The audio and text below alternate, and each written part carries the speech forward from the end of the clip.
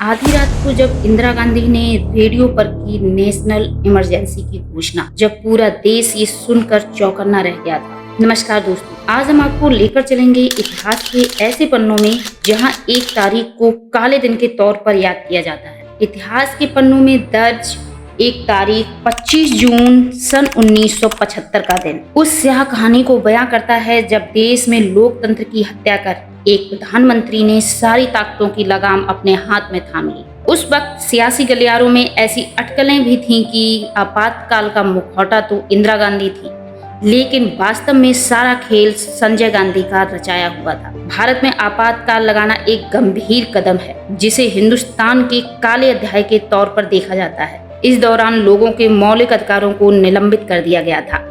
अगर इंदिरा गांधी की बात करें तो उनको तब और आज भी भारतीय राजनीति इतिहास की सबसे सख्त प्रशासकों में से एक माना जाता है, लेकिन किसी को इस बात की उम्मीद नहीं थी कि एक महिला प्रधानमंत्री रातों रात एक ऐसा ऐलान कर देगी जिसे आजादी के बाद देश के इतिहास में काले दिन के तौर पर याद किया जाएगा। 25 जून 1975 की सुबह तत्कालीन प्रधानमंत्री इंदिरा गांधी ने रेडियो पर आपातकाल की घोषणा कर दी। इंदिरा के इस ऐलान से पूरा देश चौकन्ना रह गया था। आपातकाल को काफी साल बीत गए, लेकिन इसे भारतीय लोकतंत्र के काले दिनों में से एक बताया जाता है। 25 जून 1975 की आधी रात को आपातकाल की घोषणा की गई, जो 21 मार्च 1977 तक लगी रही। उस दौरान तत्कालीन राष्ट्रपति फखरुद्दीन अली अहमद ने तत्कालीन प्रधानमंत्री इंदिरा गांधी के नेतृत्व वाली सरकार की सिफारिश पर भारतीय संविधान की धारा 352 के अधीन देश में आपातकाल की घोषणा की थी। इमरजेंसी आखिर भारत में लगी क्यों, बताएंगे आपको, लेकिन उससे पहले जरा ये बता देते हैं मोटा मोटा कि इमरजेंसी होती क्या है। पहले ये समझ लीजिए, उसके बाद आपको बताएंगे कि इमरजेंसी क्यों लगाई थी इंदिरा गांधी ने। आपातकाल के दौरान केंद्र सरकार देश पर प्रभावित राज्य के शासन पर अधिक नियंत्रण रखती है। इस दौरान कुछ मौलिक अधिकारों का भी हनन होता है, जिसमें सरकार के पास भाषण, सभा और अभिव्यक्ति की स्वतंत्रता को कम करने का अधिकार है। इसके अतिरिक्त कार्यपालिका को कानून और व्यवस्था लागू करने की अधिक शक्ति प्रदान हो जाती है। तो दोस्तों, अब सवाल ये है कि क्यों लागू की गई थी इमरजेंसी। स्वतंत्र भारत के इतिहास में सबसे विवादास्पद काल था। आपातकाल में चुनाव स्थगित हो गए थे। इसे आजाद भारत का सबसे विवादास्पद दौर भी माना जाता है। वहीं अगली सुबह यानी 26 जून को पूरे देश ने रेडियो पर इंदिरा गांधी की आवाज में आपातकाल की घोषणा के बारे में सुना। आपातकाल के पीछे कई वजह बताई जाती हैं, जिसमें सबसे अहम है 12 जून 1975। 12 जून 1975 को इलाहाबाद हाई कोर्ट की ओर से इंदिरा गांधी के खिलाफ दिया गया फैसला। कहा जाता है कि आपातकाल की नींव 12 जून 1975 को ही रख दी गई थी। इस दिन इलाहाबाद हाई कोर्ट ने प्रधानमंत्री इंदिरा गांधी को रायबरेली के चुनाव अभियान में सरकारी मशीनरी का दुरुपयोग करने का दोषी पाया था। इतना ही नहीं, इंदिरा पर 6 साल तक चुनाव लड़ने पर और किसी भी तरह के पद संभालने पर रोक भी लगा दी गई थी। आपातकाल कोई एक दिन या 2 दिन का नहीं लगा था, पूरे 21 महीने का ये आपातकाल लगाया था। राजनारायण ने 1971 में रायबरेली में इंदिरा गांधी के हाथों हारने के बाद मामला दाखिल कराया था। जस्टिस जगमोहन लाल सिन्हा ने यह फैसला सुनाया था।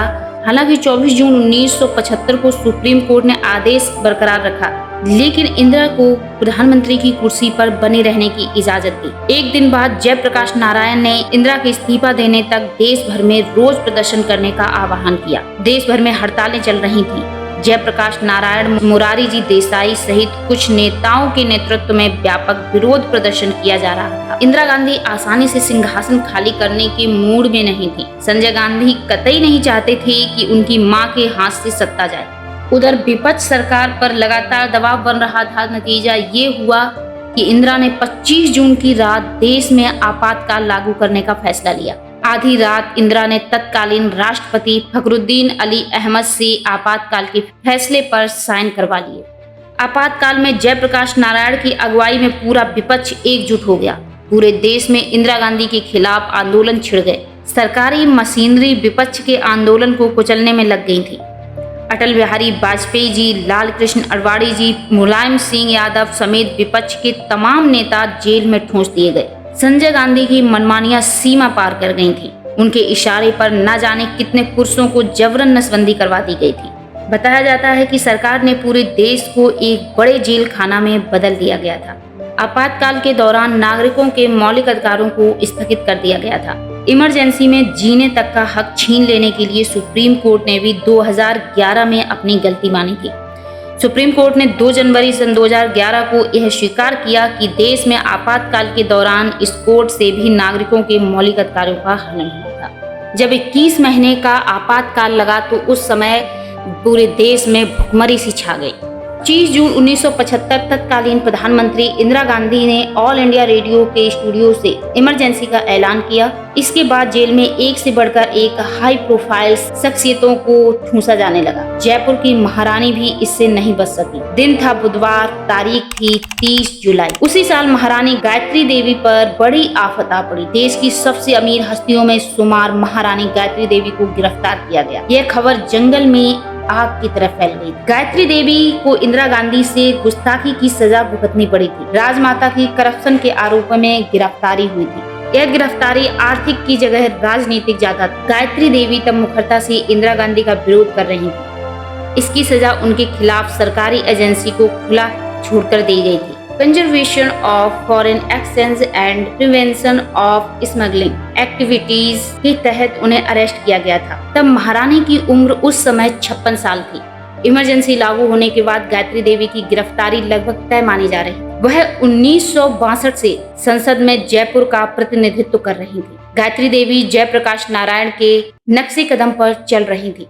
तब जेपी यानी जयप्रकाश नारायण इंदिरा गांधी के सामने सबसे बड़े राजनीतिक प्रतिद्वंदी बनकर उभरे हुए थे। उन्होंने इंदिरा गांधी को उखाड़ फेंकने के लिए मोर्चा खोल रखा था। जब राजमाता को गिरफ्तार किया गया तब जयप्रकाश जेल में ही। इंदिरा सरकार तक अपने सभी राजनीतिक प्रतिद्वंदियों को एक एक कर जेल पहुंचा रही थी। आशंका थी कि गायत्री देवी को भी गिरफ्तार किया जाएगा। वह इंदिरा के खिलाफ बहुत मुखर थी। करप्शन की आड़ में गायत्री देवी को गिरफ्तार किया गया था। उन पर टैक्स चोरी का आरोप लगाया गया था। तब कहा गया था कि उन्होंने जयपुर के राजमहल में सोने और जेवरातों का बेशकीमती खजाना गाड़ दिया था। उसी साल फरवरी में टैक्स अधिकारियों ने इसे खोज लेने का दावा किया था।